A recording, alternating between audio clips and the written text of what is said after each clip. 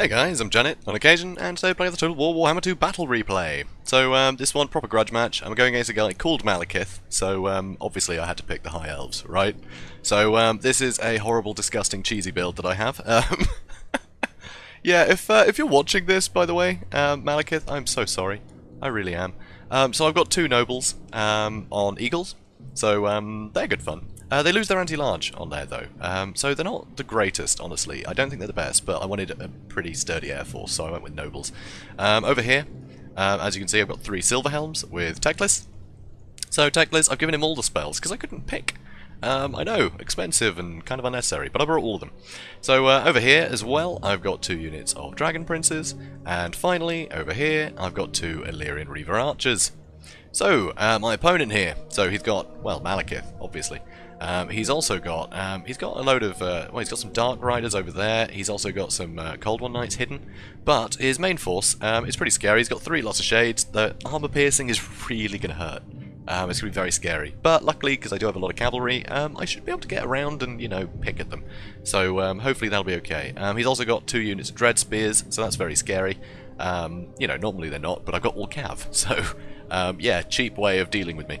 Also, though, he's got 3 units of Hargoneth Executioners. Now, these Executioners, they're not anti-large, they're anti-infantry, but they have so much armor, and I don't really have any conventional armor piercing. I've basically got to rely on my spells to whittle these guys down, so it's going to be pretty tough. Even the Dragon Princes will, you know, they won't fare particularly well against these guys in prolonged combat, because these guys just have so much armor, and they hit really hard. Let's have a look. Yeah, 42 weapon strength, and their armor piercing. It's very scary. So it's going to hurt if I end up, you know, fighting these guys for too long.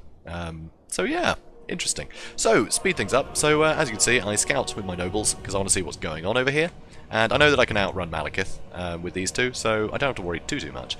But I am expecting shades, honestly. I couldn't see any dark shards, so I assumed he must have shades then. They're very popular right now, honestly. So, yeah. So again, scouting with these guys too. So I'm shooting, you know, what I can. I'm basically just letting these guys distract, because, you know, as long as these guys are taking damage, then they're losing, right? So, you know, it's still going to keep them on edge. So here you can see he is moving his shades to sort of deal with that, so I'm moving. I'm constantly moving. I'm not going to keep these guys stood still for too long. Anywhere, because, you know, the shades, one volley will absolutely decimate me. So I can't allow that. So I'm just going to keep moving and being a massive pain. So I realise he's just going to hide in these trees. This is actually a really tough map for me, to be honest. I mean, he won't necessarily be able to see everything coming if I'm, you know, going through the trees myself. He won't necessarily see where I am, but it's still not great. Luckily, there is a lot of water. And obviously infantry are going to get a debuff when fighting in the water, whereas my cavalry are not. But he's just going to hide in the trees, isn't he? So I'm going to be disadvantaged here. I'm going to ruin my charges, hitting trees. It's not going to be as good. So very scary. So the Cold One Knights came out to sort of posture, but again, these guys are quite slow. The Reaver Archers can easily outpace them. So I'm flying over with my noble just to get a good idea of what's going on here, because I actually want to drop a spell at some point. I'm looking for a good place to put a Flock of Doom.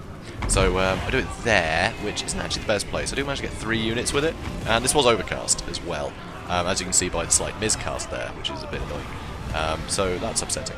So here, again, he's trying to charge out to me, you know, but I'm just not letting him catch up. So over here you can see my nobles are still, you know, flying around here, just basically just staying out of Malekith's way. My Dragon Prince is now posturing up. I've got, yeah, my other cavalry moving up. It's a lot of posturing right now, because honestly there isn't a good place for me to engage yet. I still can't see room, and these guys, I couldn't see where they were, and I couldn't tell if there were other units on top of them, so I couldn't commit to charging my Silver Helms in here and running out. Like, I could have just run straight into, you know, Hargoneth Executioners there, which is very scary. I don't want to be doing that. So, yeah, it's a bit difficult to tell where to target. So these trees, huge advantage for him. So yes, he is against a very cheesy, horrible army, but he does have the advantage in the trees here. So it will be quite scary for me, I think. But you can see I have done some damage to the Hargoneth Executioners. This is just from the Flock of Doom. So Flock of Doom will really help whittle these guys down for me. And I'm going to need to rely on that a lot. So here, I actually charge Malekith with my nobles. But you see, they both just miss completely. Here, I even use Enfeebling Foe, hoping that he'd try and fight me for a bit. But instead, he's just got his shades to shoot me while he runs away, which honestly is a good idea, because with Enfeebling Foe on, he's not going to do very well against the 2 nobles. So that was wise, and I have wasted a spell there, which is a real shame. So now over here, you can see he did sort of overcommit with his Cold One Knights. but he is retreating them behind a spearman. But I was able to do a lot of damage as they're running away, and that's all I need really, just that, you know, engagements like that, where I didn't lose a thing, but he got whittled away a bit. So, yeah, a lot of patience in this match, because this is not something I just want to charge into. So, it's going to be very scary. So, yeah, so Teclis has taken the most damage on my side, basically because he keeps, yeah, miscasting. So, here, again, I'm trying to use a Flock of Doom, I believe. Or do I change my mind? What's going on here? That's unusual. Ah. Okay, not quite sure why that's still there. Anyway, so we're going to keep at this. So yeah, I think I decided not to cast that, but he ran out of the way of everything. So, fair enough. So here, I'm moving my nobles across here just to get a good idea of what's going on. And I will actually commit my Dragon Princes. I do actually decide, I think, to charge the Hargoneth Executioners.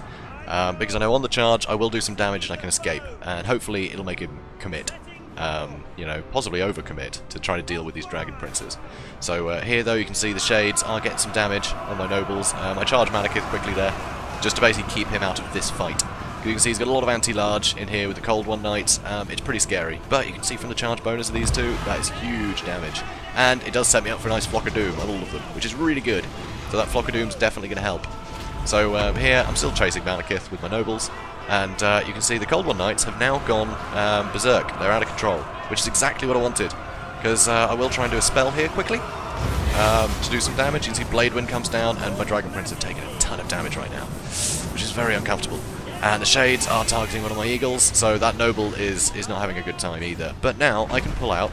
Here we will see, there we go, Chain Lightning, and you can see that is doing a ton of damage to some pretty valuable units there. So that's really good. Unfortunately, though, that Noble is not getting away. That is unfortunate. But while that was going on, I was able to charge into the back and get at some of these Dark Riders. These Spearmen are in there, which is a bit of a shame. There's still some Shades knocking around, but I did knock out one of the Shades. And now, here, which is very handy, is I pulled away. He didn't want to keep committing, because there's more stuff going on back here. You see, I'm actually charging the Silverhounds at the back of these Shades now, just for a quick, you know, quick bit of damage. But you can see these guys, because they went out of control, they kept chasing me. So now they're on their own. So I'm able to just get them on, you know, get on them with everything I've got here, and they've got no counter to it. And here, he was trying to shoot at, you know, the guys that I charged, but I got them out before he could do anything. So now he's trying to regroup, because he has to get back in these trees where it's safe. And once again, I get a tasty Flock of Doom. And this is doing serious damage to his Hargoneth Executioners. So, you know, Dragon Prince has got very hurt in that engagement, but I've dealt with all of his anti-large now. And, you know, in the back I dealt with one of his units of Shades. And, yeah, a lot of the Executioners have taken a ton of damage from my magic, so that's really good for me. Here I saw some Shades kind of on their own, so I'm sending the Illyrian Reaver Archers after them. They're not great, but they will do a fair bit of damage. You know, against, you know, ranged units like Shades. So, and as long as they're there, they can't be shooting at me, which definitely helps. He's still got these Dread Spears. Unfortunately, Murderous Prowess has triggered, so I shouldn't really be fighting them while this is going on. With the force that I've got, I could just sit back and wait. But I'm not going to do that, that's too cheap. Because this is already quite cheap. So, anyway, my Noble did come back, but he's in a bit of a bad way anyway, so I don't think he's going to be much good. But still, you know, he's back. So here, I actually sent one of my Illyrian Reaver Archers around the back. Not bad Blade Storm there, not too bad. So I sent him around to try and deal with these Shades. And here, you can see the other Illyrian Reaver Archers are having a terrible time. And so are my Dragon Princes, to be honest. They're really injured. But you can see a lot of his infantry is not doing so well. So, Teclis, I don't think he's got any Winds of Magic left, so I don't think I'm able to do another Flock of Doom, which would have been perfect, honestly. So, now I'm getting these guys sandwiched, so that's really good. Unfortunately, Cold One Knights have come back. There's only 4 of them, but still, they came back. And now, I'm kind of baiting out Malekith here, honestly, with Teclis. Because Teclis is a nice juicy target at this stage. So, try and pull back. I think he was going to use a breath attack there, but I got away before he could. I was really bunched up. That's another thing I had to keep moving for. So here now, he is on Teclis. I'm going to keep running Teclis away. And these guys are going to come over here, and these guys are going to come over here. My Eagle's going to come. Basically, everything is going for Malekith right now, because he is quite damaged already. So if I can just hit him with everything, these guys are all pretty injured, honestly. So if I can take him out, that'd be great. So on Teclis, I brought the Sword of Teclis to give him way better melee attack and armor piercing and all sorts. So he's not going to be a pushover in melee for the moment. So that's really good. I think I do also use an Enfeebling Foe on him, I think. I can't remember if I had enough Winds of Magic left or not. But see, Silverhounds are bogging these guys down. A lot of their units still bogged down. Unfortunately, I wasn't able to finish off these Shades, amazingly. And they're still going, which is a bit of a shame. So I pulled away. and I actually pulled back in to, you know, get at him again, because I want to get this guy stuck, and I wanted to bring him forward, because I knew he'd go for Teclis. It gets him away from these guys. So I also hit him with the Ring of Cain there, so a bit more damage on these guys. But basically, Malekith is completely surrounded, and he can't kill Teclis quick enough. You know, with the Noble and Dragon Princes on his back, it's just too much for Malekith there. So he gets taken out. One more Flock of Doom to make sure they never come back, and all that was left with the Shades, and they're not going to stick around while everything else is running. So that's a Pyrrhic victory. So pretty cheesy build, honestly. Pretty cheesy. Ruddy cheesy, actually. But you can see, despite the fact I was relying on Flock of Doom quite a lot, Teclis still got 99 kills, and that was from that Chain Lightning. It's pretty devastating, to be honest. Getting those guys blobbed up like that, I think Chain Lightning is a fantastic way to deal with things like Harganeth Executioners, you know? Especially if he commits, you know, if the opponent commits in a big way like that. So, obviously, you know, he had to commit where I committed, because that was the only way he was going to pin me down and get some damage in, but that just opened him up for spells.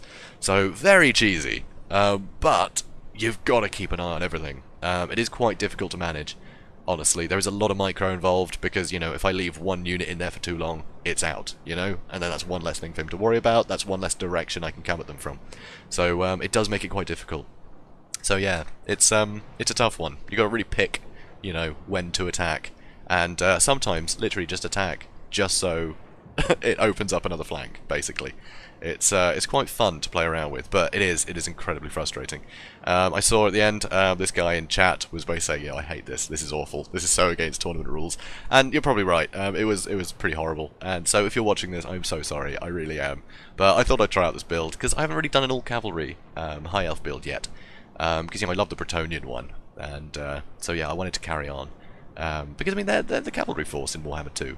They're not as good as, you know, the cavalry in other, you know, for other things. They got the dedicated anti-large and stuff with Bretonnia. These guys are just all-rounders, so I really wanted to try them out. So, yeah, guys, if you enjoyed this, please do comment, like, and subscribe, and I will see you in the next one. Have a good day, guys.